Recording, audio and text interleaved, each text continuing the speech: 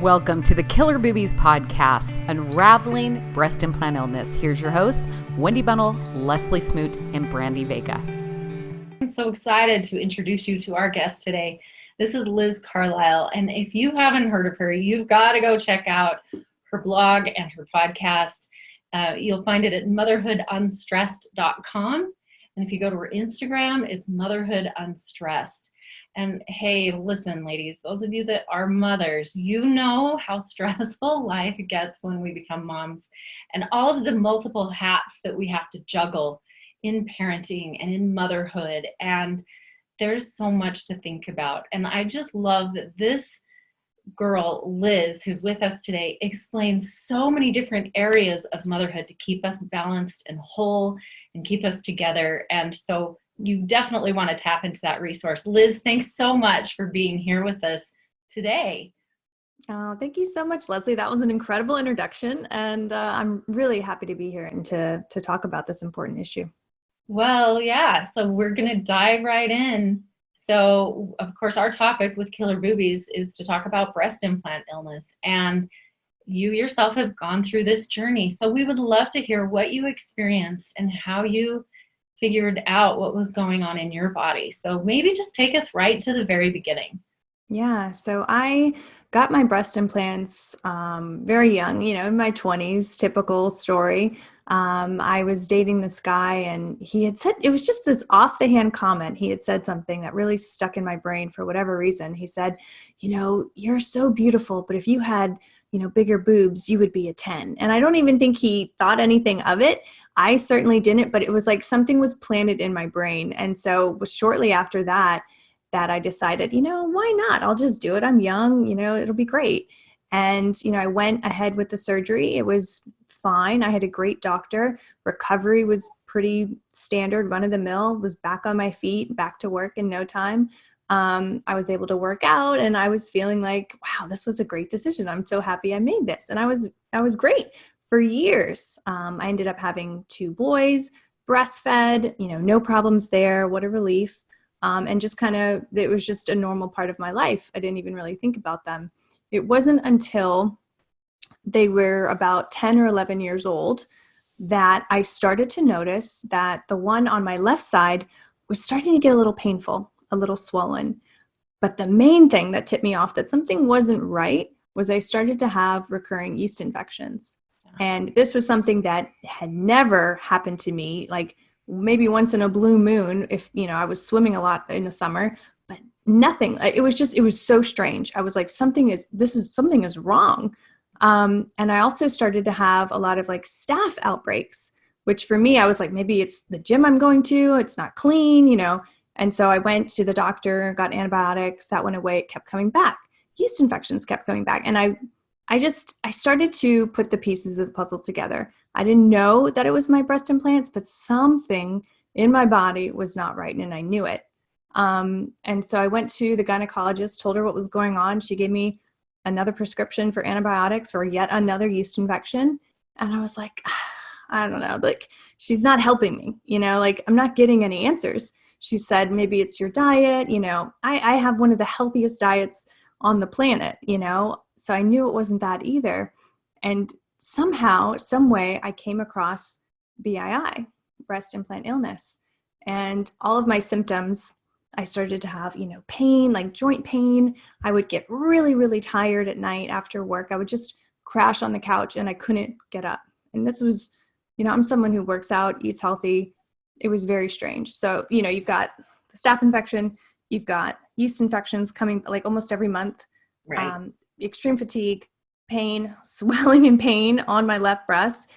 Obviously, something was amiss. And so eventually I looked, I found BII. I checked off almost every symptom.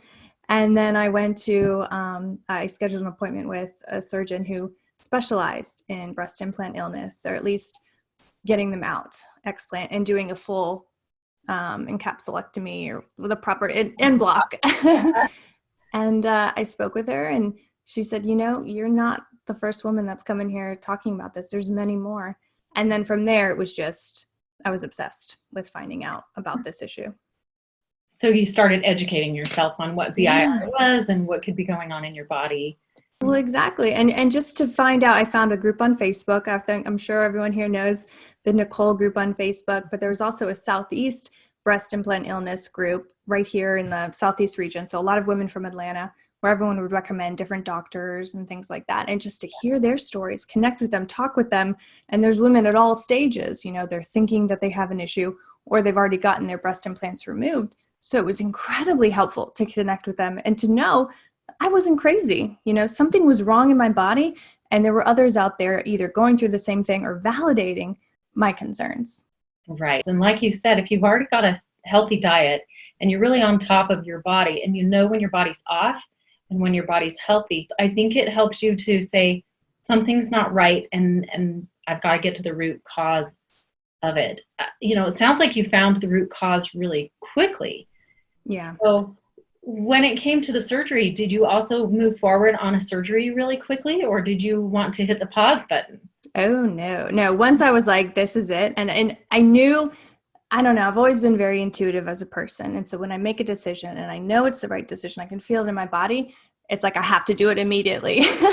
So I had the consultation and I had surgery scheduled within the next week. And my doctor, bless her, was like, let's wait. Maybe we can run it through insurance. We'll try to get this paid for. I was like, no, I don't care. I just want it done. I want them out. And I think that's a sentiment that a lot of women have. Once you figured it out, and you see the light at the end of the tunnel, all these symptoms, all these issues can be solved by getting them removed. You just want to get it done. And every day feels like a punishment that you still have them in. Right. So I moved forward right away. The surgery went perfectly. Obviously, the recovery was pretty tough. You've got drains in, you're dealing with pain. But at the same time, it's almost like a freedom day because I'm back to my body. I'm back to where I'm supposed to be, without anything foreign in there. Right. And looking back at it now, you're like, well, of course, putting something foreign in your body, that can't be good for you. All these women who are getting shamed because they did this, I think is ridiculous, because at the time we were told it was safe. At the time, there was no research or data out there. Common sense would say, well, yeah, you probably shouldn't be putting foreign things in your body. But when everyone's telling you it's fine, you kind of just, you do it. Oh, yeah. I think it became such a normal part of our society. We didn't even question it anymore. I have 2 plastic surgeons in my own family. One was my father-in-law and the other is my uncle. And it's, it was so normal in our family circle and our immediate group that we never even hesitated or wondered if it would cause any problems. But, times have changed. Those same doctors who weren't questioning it before are now saying, oh, wow, there are quite a lot of ladies talking about it. And, oh, I have removed it from patients. And when we remove it, their health improves. Now, I think it's good to remember not everybody gets sick, but it's also good to remember that those who are sick, once they remove them, they do feel better. How much time had passed between your first surgery where you had your augmentation and your explant surgery? So I got them 2008 and had them removed. So it was 10 years. Mm-hmm. So 10 or 11 years. Because it was last year. So 11 years, yeah, which they say, implants have a shelf life of 10 years, maybe 12 years. Right. So I was right at that point where issues started to arise. It was almost like clockwork. Yeah. It's so interesting how that has happened also. Also, I think that when it's possible that when you and I got implants that many years ago, I had mine 11 years. So there wasn't any big concerns at that point. And then also people weren't talking about it much. So, right. So did you hear about it through a friend or through the internet, or how did you start learning about BII? Because it's not something you just Google one day. Yeah, no, I'm honestly wondering. I think I had seen on my discovery page on Instagram something pop up about breast implant illness, and I went, huh. And it was kind of an intriguing picture because the girl was literally holding up her implants that she'd had removed. Yeah. And so I was curious about that because I was someone with implants, and I started reading her story, which then sent me down that infamous rabbit hole that we all do. And when I saw all of the symptoms that I was experiencing, I made the connection. And it was at that time that I was experiencing consistent yeast infections, and I didn't know why. And I was really, I think, in a searching mentality. As someone who had went to the Institute for Integrative Nutrition, we're taught that, our bodies want to be well. And so we feed it the right nutrition, we exercise, we meditate, we have, good social health, and we should be okay. We should be healthy. I didn't have a reason to have this ill health. And so when I saw that, it was like something clicked. And then I started to research more and find out everything I could. And there wasn't a lot of data out there, but there were a lot of stories from women. And so I did a deep dive into that. And a lot of my symptoms were matching up to these women. So I figured this has to be it. What else could it be? Like, nothing else makes sense. And I tell you what, I went through the surgery, had them removed. Obviously you have a healing period, but within 3 months, all of my symptoms were gone. And I know that's early, and I know not everyone experiences that, but for me, it was like that detox period, 3 to 6 months. And then I was back to who I really was. My anxiety had gone down. Obviously my fatigue was non-existent. I was so much more energy for my life and my kids and my work.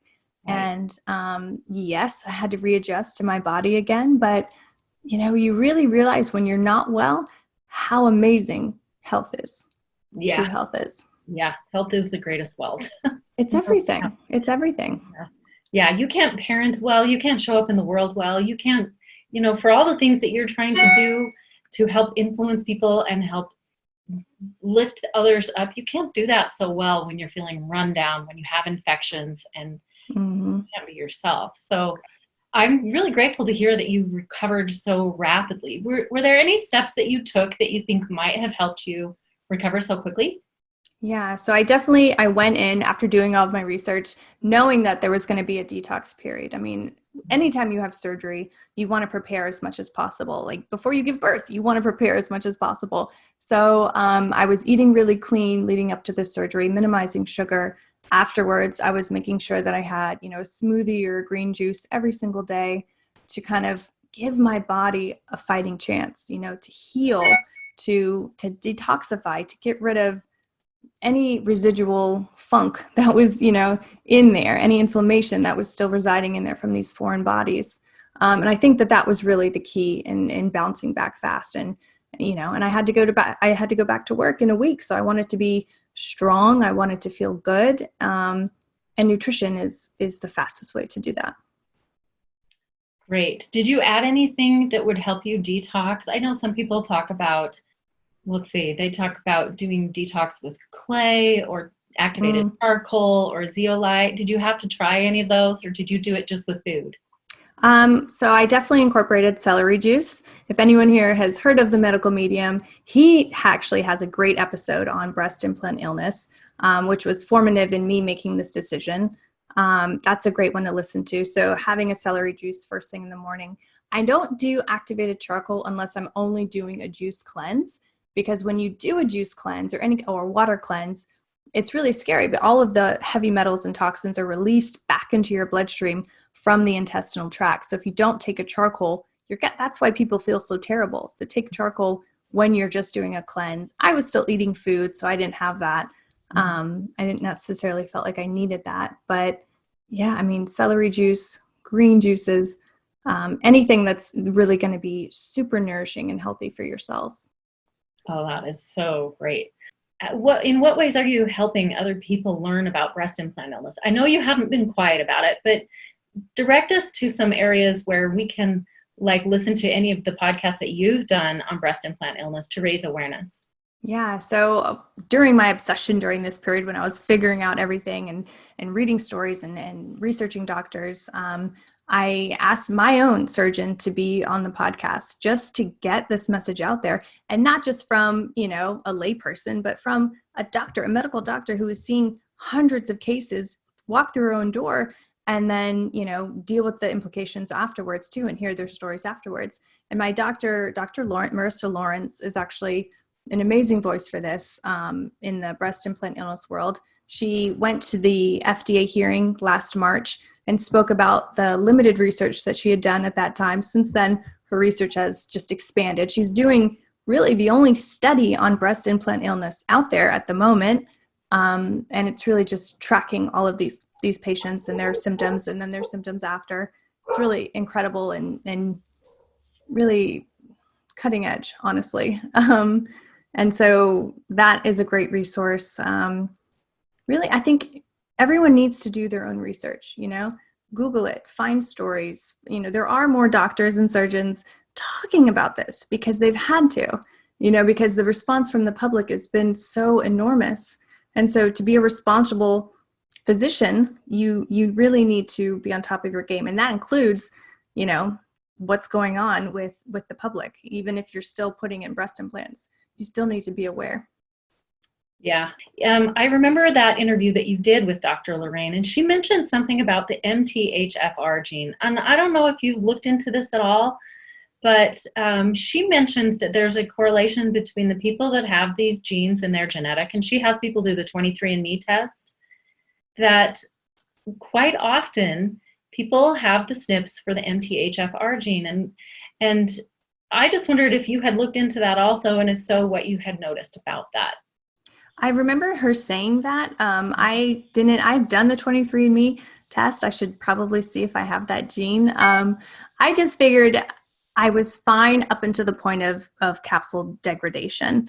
So I didn't think I, had the gene. So I kind of put it in the back of my mind. But yes, she said some women are more sensitive to tin and certain chemicals and things like that. So you put that in your body, immediately you're going to have a bad reaction. That's why I see so many women who get implants and then 6 weeks later they have to get them out because their faces are swollen, or they're literally just scratching their skin trying to get this toxic thing out of them. So yeah, that's incredible. And that's, again, something that no one has really touched on because there wasn't a public push to figure out what was really going on until now. Yeah, I'm grateful that she's looking into it. I know that in the interviews that I've done, people that I've spoken with, a lot of us that have had to remove our implants because of autoimmune problems, we do have the detox pathway blocked, and that is the MTHFR gene. I know I have both SNPs, and what that means for my body is that I don't detox anything very well. And so I have to really pay attention to my toxic load, whether that means I'm not eating organic foods, or maybe I'm not eating organic meats. Maybe I'm being exposed to things, fungicides, pesticides, herbicides. I just have to pay attention to it and keep my diet clean, which, if you're following Medical Medium, who you already pointed out, he's going to direct you to how to clean your diet and how to use food as medicine to keep your body functioning really well and keeping it detoxifying. He'll help people if they wonder, how do I do this? Right. And in this country, our food system is so horrendous. It really is. Like, food that you think is healthy is sprayed with glyphosate. So if you already are at a disadvantage for detoxifying, whether you have breast implants or not, you've really got to pay attention. You really have to be your own advocate for your health and your family's health, because if you were just to go about, the standard American diet, you could very well end up sick without even trying very hard. Yeah. And that becomes even more powerful today, because today, right now, our country, our world is worried about coronavirus, and everyone's taking drastic measures to try to make sure they are healthy and that our family is healthy, that our community stays healthy. And I do think it all comes back to, what are you putting in your body to build it up and keep it strong? Right. So that your body can fight off pathogens, because you're built to fight them off, but you want to help your body to be able to do that.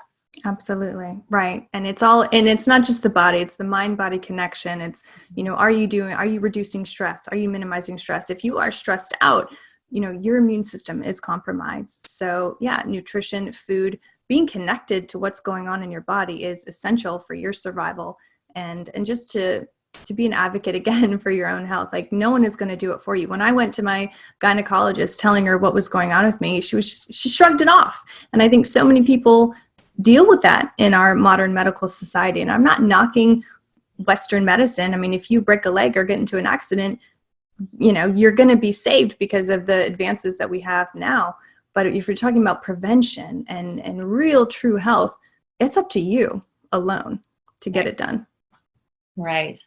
And how do you feel about your body post-surgery? was it hard for you to have the adjustment of going from a larger breast size to a smaller breast size? It's different for everybody. Yeah. So I got breast implants because I basically had no breast tissue. I never have, I'm just a very small, thin build. So to go back to that, especially after having kids, was a definite adjustment. But I just think back to how my body was after I gave birth, and like, you have that like deflated balloon feeling in your tummy. I was like, well, I've been here before, and it was a different part of me, we'll get it back.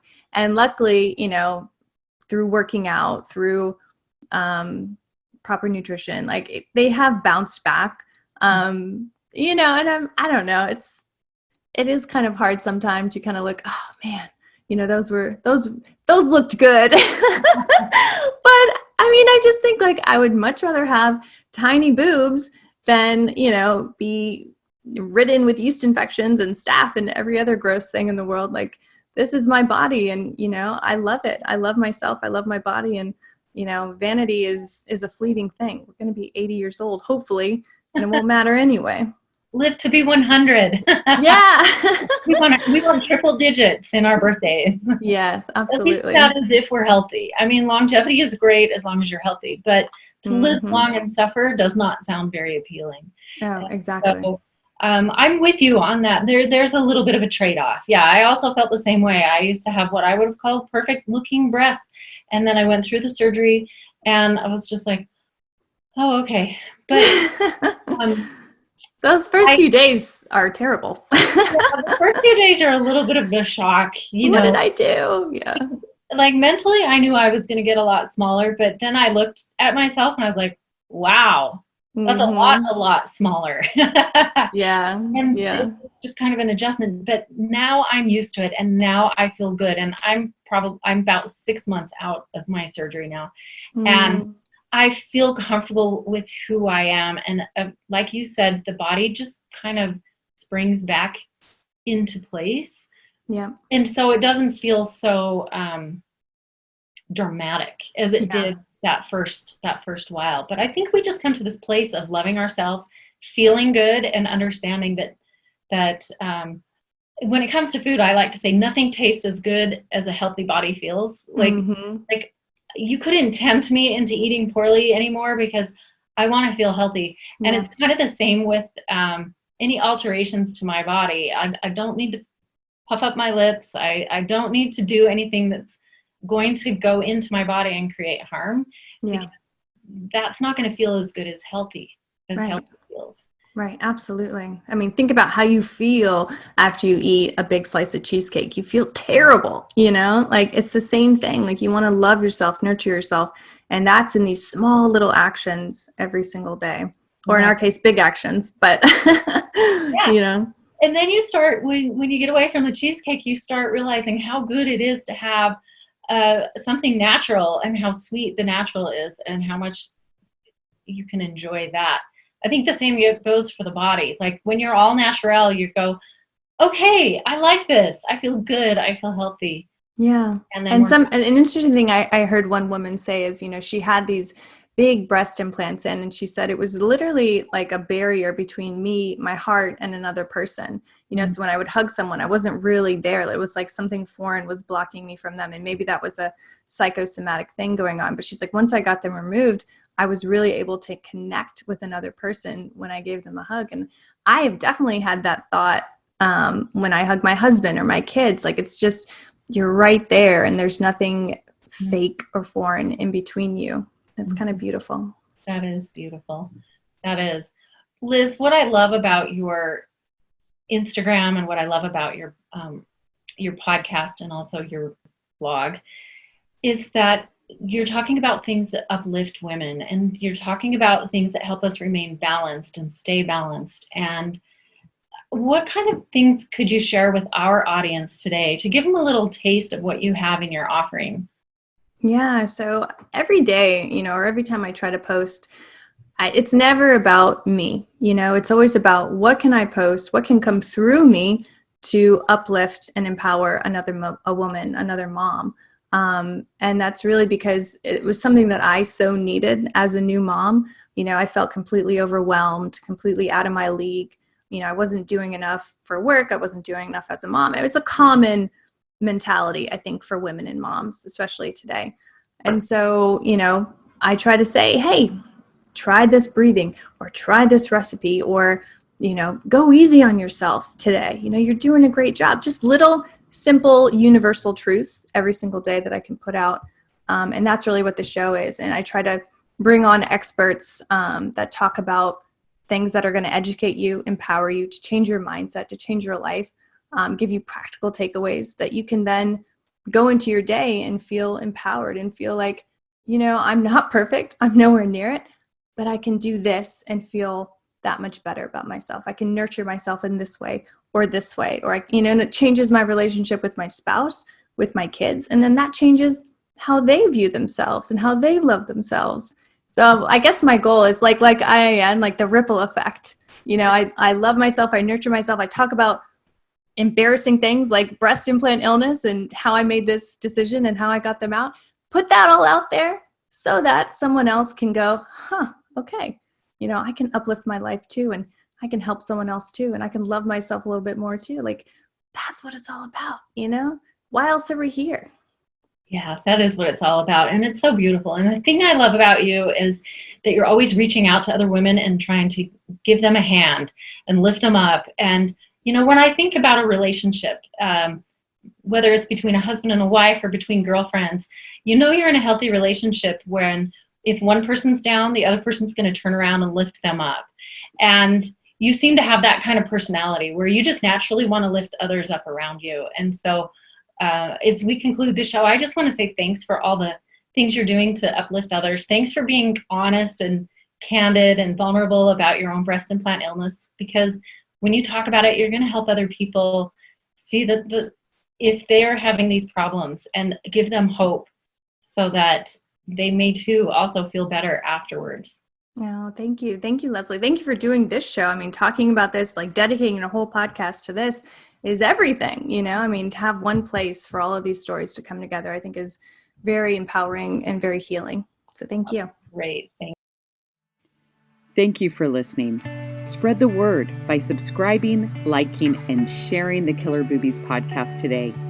You could be the person who helps someone reverse their pain and suffering and reclaim their health today.